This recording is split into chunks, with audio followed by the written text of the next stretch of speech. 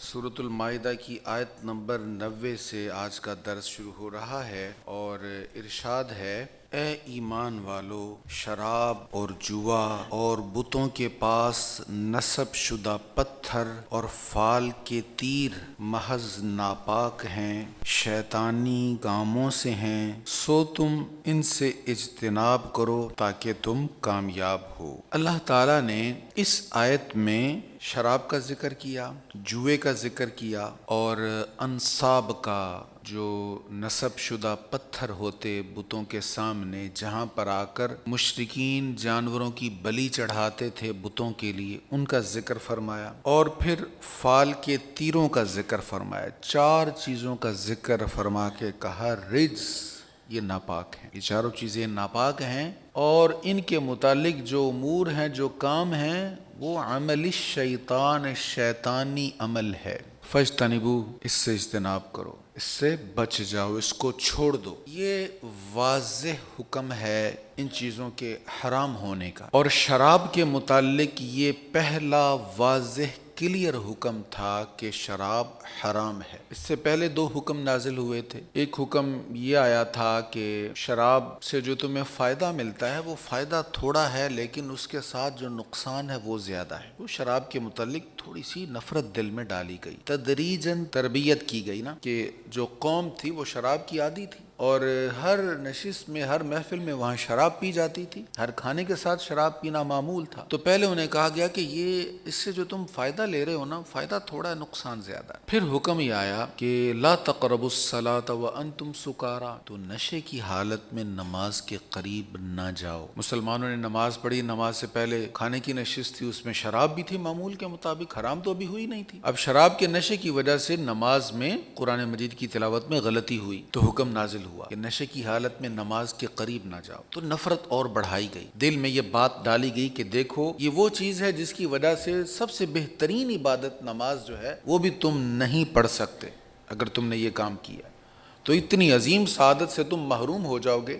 تو یہ نفرت کی ایک اور بات دل میں ڈال دی گئی، تربیت کی گئی تدریجاً، مرحلہ وار۔ آخری حکم یہ نازل ہوا، فاجتنبوا، چھوڑ دو اس کو، یہ حرام ہے۔ جب یہ حکم نازل ہوا، اللہ اکبر، وہ بھی کیسے اطاعت شعار لوگ تھے۔ آج ہمارے سامنے کوئی حکم آئے کہ اللہ نے اس چیز سے منع کیا تو ہم سوچنے لگ جاتے ہیں نہیں کوئی تو رستہ ہوگا، کسی اور سے پوچھتے تھے شاید کوئی رستہ نکل جائے۔ تو ہم ہیلے بہانے تلاش کرتے ہیں ان چیزوں کے متعلق جن کے متعلق واضح طور پہ منع کیا گیا ہے۔ لیکن جب یہ حکم نازل ہوا، ایک صحابی اعلان کر رہے ہیں، او مسلمانوں، شراب حرام ہو گئی ہے، رسول اللہ نے حکم فرما دیا شراب آج سے حرام۔ عالم کیا تھا، کسی نے جا کے یہ نہیں کہا نہیں پوچھتے ہیں شاید کوئی گنجائش نکل جائے، مٹکے اٹھا کے باہر پھینک دیے۔ اگر کوئی پی رہا تھا اسی وقت چھوڑ دیا، جو پی چکے تھے وہ قے کر کے باہر نکال رہے ہیں کہ جس سے رسول اللہ نے منع کیا اس کا ایک قطرہ بھی میرے اندر نہ جائے۔ کیسی نفرت ہے۔ تو یہ کون لوگ تھے؟ جو عادی تھے، جن کے معاملات میں وہ ایک اہم عنصر تھا، وہ رچ بس گئی تھی جن کے ہاں، انہوں نے یہ معمول کیا کہ اس کو بالکل ترک کر دیا۔ اور آج کتنے افسوس کی بات ہے، ہم مسلمان ممالک، اور ہمارا رویہ کیا ہے؟ اور یہ شراب وہ چیز ہے جس کو صرف اسلام نے حرام نہیں قرار دیا، یہودیوں کے ہاں بھی یہ حرام ہے، عیسائیوں کے ہاں بھی یہ حرام ہے۔ وہ بھی اگر پی رہے ہیں تو اپنی جو کتاب ان پر نازل ہوئی اس کے حکم کو پامال کرتے ہوئے پی رہے ہیں۔ تو اتنا برا عمل ہے، اس کو تمام ادیان میں منع کیا گیا ہے۔ حضرت انس بن مالک رضی اللہ تعالیٰ عنہ بیان کرتے ہیں، نبی پاک صلی اللہ تعالیٰ علیہ وآلہ وسلم نے شراب کے متعلق 10 شخصوں پر، 10 لوگوں پر لعنت کی۔ ایک ہے نا پینے والا، صرف پینے والے کا تعلق نہیں ہے شراب کے ساتھ، اور بھی بہت سارے لوگ اس سے وابستہ ہوتے ہیں۔ تو 10 لوگوں پر آپ نے لعنت کی، ترمذی شریف کی حدیث ہے۔ نمبر 1 شراب بنانے والا، اس پر حضور نے لعنت فرمائی۔ نمبر 2 شراب بنوانے والا، جو بنوا رہا ہے اس پر بھی لعنت کی۔ نمبر 3 شراب پینے والا۔ نمبر 4 شراب اٹھانے والا۔ نمبر 5 جس کے پاس اٹھا کر لائی گئی اس پر بھی لعنت کی گئی۔ نمبر 6 پلانے والا۔ نمبر 7 بیچنے والا۔ نمبر 8 اس کی قیمت کھانے والا، اس سے پروفٹ کھانے والا، نفع کھانے والا۔ نمبر 9 خریدنے والا۔ نمبر 10 جس کے لیے خریدی گئی۔ ان 10 لوگوں پر حضور علیہ السلام نے لعنت کی ہے۔ دیکھو کریم آقا صلی اللہ علیہ وسلم رحمت للعالمین، تمام جہانوں کے لیے رحمت بن کر آئے، تو جس کے بارے میں حضور کہیں یا اللہ اس پر لعنت ہو، اس کا کچھ بچے گا؟ پھر اللہ تعالیٰ فرما رہا ہے فاجتنبوا، رسول کریم علیہ الصلوۃ والتسلیم اس پر لعنت کریں، تو پھر بھی اس میں کوئی نفع کسی کو نظر آئے؟ ہمارا ایک عجیب سا مزاج ہے، ہم دیکھا دیکھی بہت سارے کام کرتے ہیں، جی انہوں نے کیا ہے تو ہم بھی کر لیتے ہیں، وہاں ہو رہا ہے تو ہم بھی کر لیتے ہیں۔ اب سوشل میڈیا پر یہ بھی بات چل رہی ہے کہ اگر اہل عرب وہ اگر ریاض میں ایک شراب خانہ کھول رہے ہیں، چلے جو بھی وہ مصلحت کہتے ہیں، وہ اگر کھول رہے تو ہمیں بھی اس پر اتنی سختی کی کیا ضرورت ہے؟ بھئی تم شراب سے نفرت اہل عرب کی وجہ سے کر رہے ہو؟ کیا تم نماز سعودی عرب والوں کی وجہ سے پڑھ رہے ہو کہ وہ پڑھتے ہیں تو ہم پڑھیں گے؟ ہم نماز کیوں پڑھتے ہیں؟ اس لیے کہ ہمارے رب کا حکم ہے۔ ہم روزہ کیوں رکھتے ہیں؟ اس لیے کہ رب کا حکم ہے۔ ہم برائیاں کیوں چھوڑتے ہیں؟ اس لیے کہ رب کا حکم ہے۔ اہل عرب کے ہاں بہت ساری برائیاں ہیں، بہت ساری اچھائیاں ہیں، تو کہیں قرآن کریم میں، حدیث مصطفیٰ میں یہ اللہ نے نہیں فرمایا، حضور علیہ السلام نے یہ نہیں فرمایا کہ عرب والے جو کام کریں تم وہ کرتے رہنا، اور جس کو وہ برا کہیں تم اس کو برا سمجھنے لگ جانا۔ اہل عرب کا کسی چیز کو پسند کرنا یا ناپسند کرنا یہ کوئی معیار نہیں ہے، یہ کوئی دلیل نہیں ہے۔ ہم اس پر پہلے بھی بات کر چکے ہیں کہ کسی بھی چیز کے سند ہونے کے لیے یہ دلیل ہرگز نہیں پیش کی جائے گی کہ فلاں علاقے کے لوگ یا حرم کے لوگ وہ یہ کام کرتے ہیں لہٰذا یہ جائز ہے، نہیں، دلیل قرآن کریم ہے، حدیث مصطفیٰ ہے۔ ان کے ہاں بہت سارے اچھے کام ہیں، سعودی عرب میں بہت سارے اچھے کام ہیں، لائق تعریف ہیں، تو جو اچھا کام ہے وہ اچھا ہے، وہ اچھے ہیں تو اس اچھے کام کی وجہ سے ہیں، لیکن اگر ان کے ہاں کوئی برا کام ہے تو وہ برا ہے، اور برائی اس برے کام کی وجہ سے ہے، اس علاقے سے تعلق کی وجہ سے۔ یہ ہم نہیں کہہ سکتے کہ وہاں جو کریں وہ درست ہے اور جو نہ کریں وہ درست نہیں ہے۔ تو قرآن مجید فرقان حمید جس عمل کو کہہ رہا ہے کہ یہ حرام ہے چھوڑ دو، رسول کریم علیہ الصلوۃ والتسلیم جس پر لعنت فرمائیں، تو کتنا بے وقوف ہوگا جو یہ کہے جی انہوں نے کھول لیا لہٰذا ہمیں بھی اجازت ہونی چاہیے، ہمارے ہاں بھی نرمی ہونی چاہیے۔ تو یہ دلیل نہیں ہونی چاہیے۔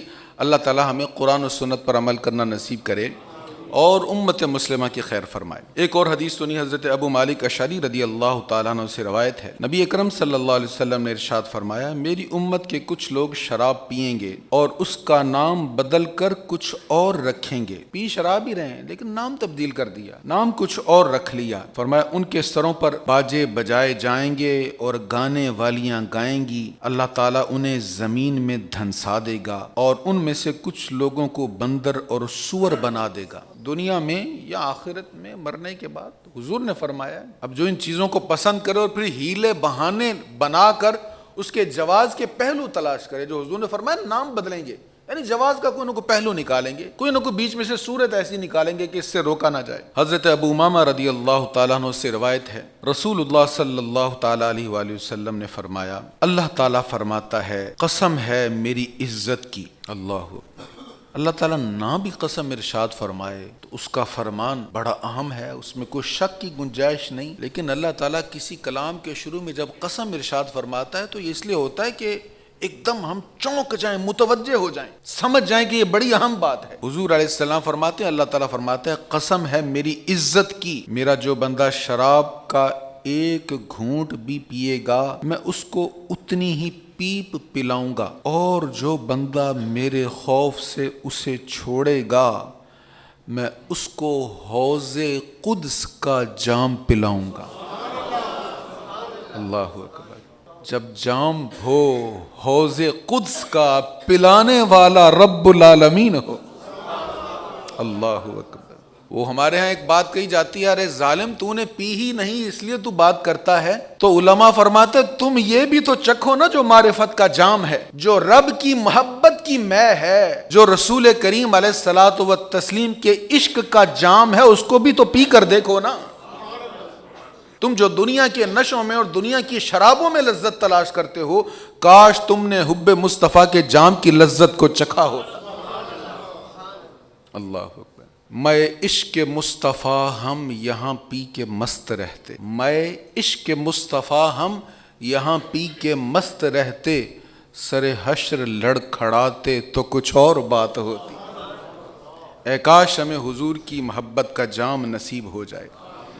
تو یہ ایک ایسا عنوان ہے جس پر باقاعدہ ایک پورا بیان ہو سکتا ہے اس کی مذمت پر، بس اللہ تعالی ہمیں ہدایت نصیب فرمائے، ہمیں اس سے بچائے۔ اپنی نوجوان نسل، اپنی اولادوں کے ذہنوں میں اس کی نفرت ڈالتے رہیں۔ میڈیا ایسے انداز سے شراب کو پروموٹ کر رہا ہے کہ آپ سوچ بھی نہیں سکتے۔ اس انداز سے یہ اس کو معاشرے کا حصہ بنایا جا رہا ہے۔ کسی کریکٹر کو شرابی بنا کے دکھایا جاتا ہے اور پھر اس کو ہیرو بھی بنا دیا جاتا ہے۔ معاذ اللہ ثم معاذ اللہ۔ اللہ تعالی ہم پر کرم فرمائے۔ یہ نفرت اپنی اولاد کے نسل میں آپ ڈال دیں گے تو امید ہے کہ اللہ تعالیٰ کرم فرمائے گا، ہوگا اس کے فضل سے ہی، لیکن اپنے حصے کا کام ہم نے کرنا ہے۔ یہ نہ سمجھے کہ ہمارے معاشرے میں دستیاب نہیں ہے یا عام دستیاب نہیں ہے تو اس پر بات کرنے کی ضرورت نہیں، اپنے بچوں کو ضرور اس کی نفرت ڈالیں اور اس کے نقصانات بتاتے رہیں۔ تو ارشاد ہے، اے ایمان والو، شراب اور جوا اور بتوں کے پاس نصب شدہ پتھر اور فال کے تیر محض ناپاک ہیں۔ جو پہلی چیز تھی شراب، دوسری چیز میسر، جوا۔ یہ میسر یسر سے ہے، یسر کا مطلب ہوتا آسانی۔ ان مع العسر یسرا، ہماری تربیت یہ ہے کہ یاد رکھنا مشکل کے بعد آسانی ہے۔ زندگی میں، زندگی کے میدان میں، رزق کی تلاش میں، اپنے گولز کو حاصل کرتے ہوئے مشکلات آئیں نا تو ثابت قدم رہو، انشاءاللہ مشکلات کے بعد آسانیاں آئیں گی۔ تو ہمیں مشکلات کو فیس کرنے کے لیے تیار کیا جاتا ہے۔ جس کے پاس کھانا وافر مقدار میں، اس کو بھی کہا جاتا ہے رمضان کے مہینے میں دن بھر بھوکا رہنا، اس مشکل کو فیس کرو۔ مشکلات کے لیے تیار کیا جاتا ہے۔ ہماری تربیت مشکلات کا سامنا کرنے والی ہے، یہ نہیں کہ ہمیشہ آسانیوں میں ہی رہو۔ جو آسانیاں تلاش کرتا رہتا ہے اور ہر چیز میں آسانی ہی کی طلب میں رہتا ہے، وہ پھر اسی آسانی کی طرف بھی چلا جاتا ہے جس کو یسر کہا گیا ہے، یعنی بغیر محنت کے جوئے میں مال جیت لیا۔ تو فرمایا یہ بھی حرام ہے، یہ شیطانی عمل ہے۔ ہاں، اس کا مطلب یہ نہیں کہ آسانی کو ترک کر دو، آسانی مانگنی چاہیے، آسانی دینی چاہیے، اللہ کو یہ پسند ہے، لیکن ایسی آسانی جس میں حرام ذریعہ ہو وہ حرام ہے۔ اس سے آگے ارشاد ہے، انصاب، نصب شدہ پتھر، اس پر پہلے بھی بات ہو چکی ہے کہ بتوں کے لیے جانوروں کو قربان کرنا جو مشرکین کرتے تھے یہ حرام ہے، یہ بھی شیطان کا عمل ہے۔ ازلام، فال کے تیر، فال نکالنا اور فال نکال کر سمجھنا کہ یہ میرا جو فیصلہ ہے نا یہ صحیح ہے، یہ بھی غلط ہے، یہ شیطانی عمل ہے۔ تو فال نکال کر، جیسے عربوں کے ہاں طریقہ ہوتا تھا، ٹاس کر لیا اور اس سے پھر یہ سمجھ لیا کہ یہ جو میں نے ٹاس کیا ہے اس کا مطلب ہے کہ یہ میرے حق میں بہتر ہے، یہ کاروبار میرے حق میں بہتر ہے، یہ سفر میرے حق میں بہتر ہے، یہ غلط ہے۔ ہاں، حضور علیہ الصلوۃ والسلام نے جو تربیت فرمائی ہے وہ استخارہ ہے۔ دعائے استخارہ سرکار علیہ الصلوۃ والسلام صحابہ کو سکھایا کرتے تھے، جیسے قرآن کی آیتیں سکھائی جاتی، یاد کروایا کرتے تھے حضور علیہ السلام۔ بخاری میں یہ حدیث موجود ہے۔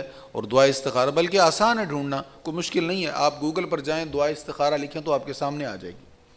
بخاری میں جو اس کی دعا ہے وہ آپ پڑھ لیں، آسان طریقہ پڑھنے کا، کسی کے پاس جا کر یہ عمل کروانے کی ضرورت نہیں ہے۔ آپ ہر نماز کے بعد دعائے استخارہ پڑھیں، جب کسی کام کا ارادہ کریں، آپ سوچتے ہو کہ میرے لیے ٹھیک ہے یا نہیں ٹھیک، تو آپ اس کا فیصلہ کرنے کے لیے ہر نماز کے بعد استخارے کی دعا پڑھ لیں۔ اور خصوصاً جب سونے کا ٹائم ہے آپ کا، جس ٹائم آپ سوتے ہیں اس ٹائم 2 نفل پڑھیں استخارہ کی نیت سے۔ 2 نفل پڑھنے کے بعد پھر یہ دعائے استخارہ پڑھیں اور سو جائیں۔ اب خواب آئے یا نہ آئے، استخارے کا جواب آپ کو ملے گا آپ کے دل سے۔ ہم یہی سوچتے رہتے ہیں مجھے خواب میں کیا نظر آیا، یہ اچھا ہے یا برا ہے۔ خواب بھی نظر آ سکتا ہے، لیکن اصل جو حضور علیہ السلام نے جس چیز کی طرف توجہ دلائی، فرمایا تو اپنے دل پر توجہ کر، پھر دیکھ تیرے دل میں کیا ہے۔ جب استخارہ شروع کیا تھا تو کنفیوژن تھی، دل ایک طرف مائل نہیں تھا۔ اب جب استخارہ آپ کر رہے ہیں دل ایک طرف مائل ہو گیا، یعنی آپ کے دل میں آ گیا میں نے یہ کام ضرور کرنا ہے، تو اس کا مطلب استخارے کا جواب آ گیا، کر لو۔ اور اگر دل میں یہ بیٹھ گیا کہ میں نے یہ کام نہیں کرنا، اس کا مطلب استخارے کا جواب ہے کہ نہیں کرنا، یہ چھوڑ دو یہ کام۔ اور اگر کنفیوژن ہے تو پھر استخارے کو جاری رکھیں، کم از کم 7 دن کریں، اور اس کے بعد پھر دل پر غور کریں، جو دل میں آئے اس پر عمل کر لیں، اللہ تعالیٰ خیر فرما دے گا۔ تو یہ اس قسم کے فال وغیرہ نکال کر، طوطوں سے فال نکال کر پھر اس پر فیصلے کرنا اپنے مستقبل کے، اس سے منع کیا گیا ہے۔ فرمایا یہ عمل شیطان ہیں، فاجتنبوا، چھوڑ دو انہیں، ان سب کاموں کو چھوڑ دو، لعلکم تفلحون، تاکہ تم کامیاب ہو۔ شیطان صرف یہ چاہتا ہے کہ شراب اور جوئے کے ذریعے تمہارے درمیان بغض اور عداوت پیدا کر دے، اور تمہیں اللہ کی یاد اور نماز سے روک دے تو کیا تم باز آنے والے ہو؟ اب ان 4 چیزوں کا ذکر فرما کے پھر 2 چیزوں کا بالخصوص ذکر فرمایا، شراب اور جوا۔ ان 2 چیزوں سے شیطان تمہیں آپس میں لڑانا چاہتا ہے۔ تو یہ 2 چیزیں ایسا سبب ہیں، آپ خبریں سنتے رہتے ہیں، جانتے رہتے ہیں کہ ان 2 چیزوں کی وجہ سے آپس میں لوگوں کی لڑائیاں ہوتی ہیں، جھگڑے ہوتے ہیں۔ تو ہر وہ کام جس سے مسلمانوں کا آپس میں جھگڑا ہو اس سے بچنا چاہیے، مسلمانوں میں صلح کروانی چاہیے۔ اور دوسری یہ بات بیان کی گئی کہ شراب اور جوا تمہیں اللہ کے ذکر سے روکتا ہے اور تمہیں نماز سے روکتا ہے، یعنی تمہاری عظیم ترین جو سعادت نماز ہے اس سے یہ تمہیں محروم کر دے گا۔ پھر آگے ارشاد ہے، اور اللہ کا حکم مانو اور رسول کا حکم مانو اور محتاط رہو۔ پھر اگر تم نے حکم عدولی کی تو جان لو کہ ہمارے رسول پر تو صرف احکام کو صاف طور پر پہنچا دینا ہے۔ تو اللہ اور اس کے رسول کی اطاعت کرو، نافرمانی نہ کرو۔ اگر تم نافرمانی کرو گے تو تمہارا ہی نقصان ہے۔ ایمان والے اور نیک عمل کرنے والے جو کچھ پہلے کھا پی چکے ہیں اس سے ان پر کوئی باز پرس نہیں ہوگی۔ شراب کا حکم نازل ہوا، اس سے پہلے کچھ لوگوں نے شراب پی ہوئی تھی، اس طرح اور بھی احکام نازل ہوئے، کچھ چیزوں کو حرام کیا گیا، جوئے کو حرام کیا گیا، تو پہلے کچھ لوگوں نے جوئے کا مال کمایا ہوا تھا۔ اب نئے احکام جب نازل ہوئے تو کچھ مسلمان بڑے پریشان ہوئے، ہم تو جوئے کی آمدن سے بہت کچھ کھا پی چکے اور ہم تو کئی بار شراب پی چکے۔ فرمایا جو پہلے ہو گیا اس کی معافی ہے، لیکن آگے کیا فرمایا؟ معافی کب ہے، کیسے ہے؟ فیما طعموا اذا متقوا وآمنوا وعملوا الصالحات ثم اتقوا وآمنوا ثم اتقوا واحسنوا۔ 3 بار یہاں پر اللہ سے ڈرنے کا ذکر ہے، 3 بار اللہ سے ڈرنا، بشرط یہ کہ وہ اللہ سے ڈرتے رہے اور ایمان پر برقرار رہے اور نیک عمل کرتے رہے، پھر اللہ سے ڈرتے رہے اور بدستور ایمان پر قائم رہے، پھر اللہ سے ڈرتے رہے اور اچھے کام کرتے رہے، اور اللہ اچھے کام کرنے والوں کو پسند کرتا ہے۔ جو غلطی ہو گئی اس پر اللہ سے ڈرتے رہو۔ یہ کوئی بات تو نہیں ہے نا، رات کی تاریکی میں گناہ ہوا، کسی کو پتہ نہیں تھا، خود ہم نے اسٹیٹس لگا دیا میں نے یہ کارنامہ سر انجام دیا۔ او بھائی نہیں، غلطی ہوگی ہے تو شرمندہ ہو جاؤ، اللہ سے ڈر جاؤ، ڈرتے رہو، معافی مانگتے رہو۔ یہ ڈر بڑا اچھا ہے، اس ڈر سے کچھ نہ کچھ ملے گا، نقصان نہیں ہوگا۔ لوگوں سے نہ ڈرو، لوگوں سے ہم ڈرتے ہیں، لوگ دیکھیں گے تو کیا کہیں گے، اللہ سے ڈرو۔ اس لیے یہاں پر 3 بار فرمایا اللہ سے ڈرتے رہو، اللہ سے ڈرتے رہو، اللہ سے ڈرتے رہو، اور ثم اتقوا واحسنوا، اللہ سے ڈرتے رہو، اچھے کام کرو، واللہ یحب المحسنین، اور اللہ اچھے کام کرنے والوں کو پسند کرتا ہے۔ اللہ ہم پر کرم کرے، ہمیں اپنا خوف نصیب فرمائے، ہمیں اپنا ڈر عطا فرمائے، اپنی محبت نصیب فرمائے۔ وآخر دعوایا ان الحمد للہ رب العالمین۔